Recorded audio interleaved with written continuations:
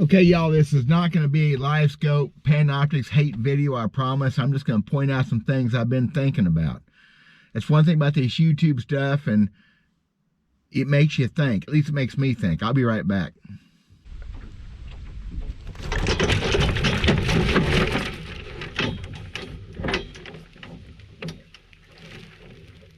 Sitting out here in the gorgeous woods. Well, I'm in a field right now next to the woods. Been running some traps. And thinking about fishing, which is what I do way too much. I'm not really sure why. I waste about as much time thinking about fishing as I do anything anymore, just like I did when I was a kid. Panoptics Livescope stuff, I'm not going to slam on it in this video. I'll let Randy and those other guys slam on it. No, I don't like it. But I think there's some things to think about. And specifically, Randy Blockett and a bunch of these guys are talking about being banned from tournaments. I am thinking, now I'm in Missouri. Missouri has a fairly conservative conservation department. Nation-leading department in a lot of ways over the years. Groundbreaking things, and sometimes they make stupid decisions that make no sense. I would be willing to bet that across a scale, even nationally or internationally, that it won't be the tournament organizations that ban Livescope and forward-facing sonar technology. It'll be local law, because they don't have as much in the game as electronics companies do against the tournament organizations, the money. Will it happen? I don't know. I do know that Missouri, for instance, just locally, right here 25 to 30 miles away, the spoonbill, the paddlefish, are getting whacked by the Livescopers, and the guides are 100% success and taking 3 trips a day with people. Spoonbill, easy to see on even my 2D sonar. You can tell they're spoonbill most of the time, just the sheer size of them, or sturgeon sometimes. But the Livescope guys are putting hurt on them, big time. I think our Missouri Department of Conservation, which is much time and money and effort they've spent with the spoonbill, it's very successful spoonbill story in Missouri, because it's 99% put and take.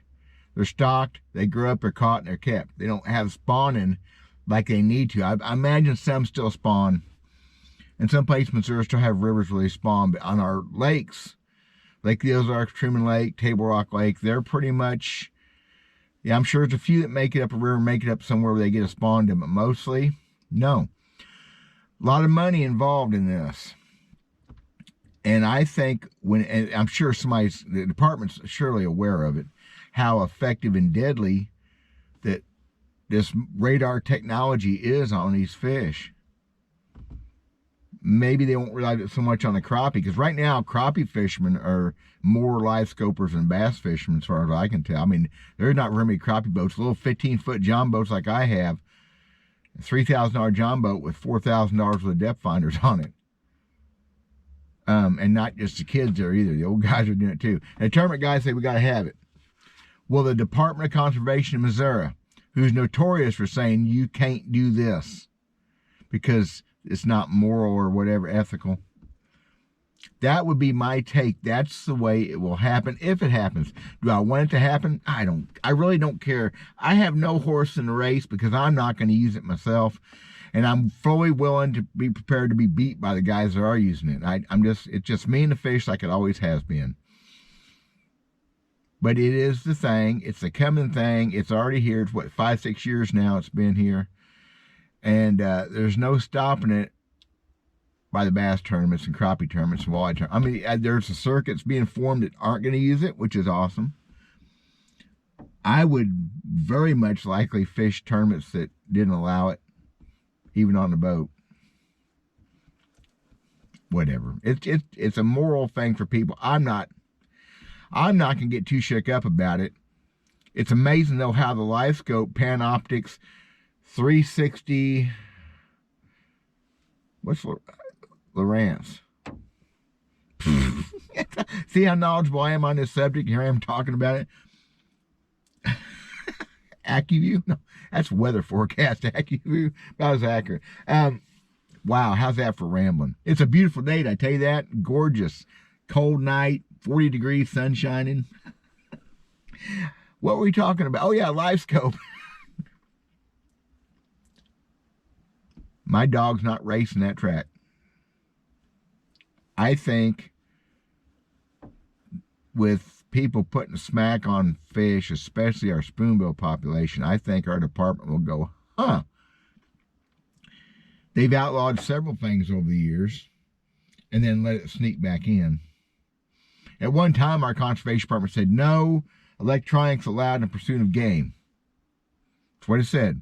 Now, I think that was aimed at deer, turkey, and stuff like that. So I went to my agent, and I was 20 years old. Less, maybe less. Probably, because I worked for the conservation department. I was probably 19. I said, so how about our old Johnny Stewart crow call? And she just looked at me. I said, it's electronic. I'll get back with you. She called me back. She come back in the shop where I work. Said, yeah, we're good with that. That's not what they're talking about. I said, huh.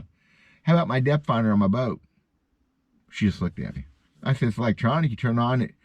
Well, but it doesn't really show you fish. I said, mine does. My old 1240 Rand flasher shows me fish. Don't worry about it. I said, but it says in this rule, the CSR, whatever numbered rule in the book. I said, what are they looking for? Well, goose hunters and duck hunters. And, well, then we got the Mojo decoys and we got the modern digital collars. And now they're even allowing us to use night vision scopes, I think, and spotlights at night, which is actually safer for calling predators at night. That's a moot point. Well, no, it's not. It's a real point. Can I use a drone to find whitetail deer? This deer season's still here right now. And I'm not done deer hunting. Can I take a drone and fly around and look for some deer? Ethically, morally, I hope not. But can I by law? I don't really know. Next thing you know, you'll be able to shoot them with a drone. They loaded up with a bolt, crossbow bolt with a broadhead or small assault weapon. Maybe a BMG. Take out a whole herd. So where's the line drawn for this? But I think it's going to go back to local laws. Maybe even lake laws. I don't know. That's kind of just something I'm thinking about. What do y'all think? I am not a proponent for outlawing anything. I don't like it. If you do, good. But I just think that terminal organizations are going to be very tough, especially the major 3 or 4 bass organizations. Very hard for them to say no. But BASS outlawed that umbrella rig right off the bat. Side note, same note. I always miss notes. I cannot make an F, okay? F chord is beyond my reach. That's a guitar thing. The A-rig came out. I mean, it's been out forever, but it came into play, what, I don't know, 10, 12 years ago? I don't know. I wasn't fishing. And obviously, Conservation Department was brought to see that it was huge effective on fish. More so than anything else, any other technique. So they made it where you can only use 3 hooks on our rigs, which other states have done the same thing. Because in Missouri, the law says you can only have 3 rods and reels, baited hooks in the water at any given time. So if you're fishing for catfish or crappie with minnows or stink bait, you only have 3 rods out. The way to get by with that, if you have trot lines or limb lines, you can have 33 hooks or 30 and still have your 3 rods and reels. That's kind of complicated, but if they find you have a trot line with 33 hooks and they go to your dock or you're in the boat fishing, you're breaking the law. Pretty technical, but so I was thinking, well, the A-rig, it says specifically you only have 3 hooks, but why couldn't I have 5 and have them other 2 tagged, or have them all 5 tagged with my name and ID number? There's always 3 is enough, I'm sure. But the Conservation Department recognized the A-rig just like BASS. I wonder if BASS had any influence over them. I don't know the time and dates. I don't have time to research that. So they hit that A-rig quick. And I don't think A-rig's near as bad as Panoptics and forward-facing sonar radar love. What your states do? What do they say? What's your A-rig thing? How does your states look at electronic stuff and pursue the game? I think it's all about the same anymore. They can't say no. The technology and the companies have so much money. They probably fund our departments a little bit from time to time, so obviously they pay into the federal tax plans like Dingell Johnson and stuff, so the states get some money, and it all goes back to money. Always goes back to the money. Thank you guys. God bless. I'm going to enjoy this day and try to think of more stupid videos to do for y'all. See you later.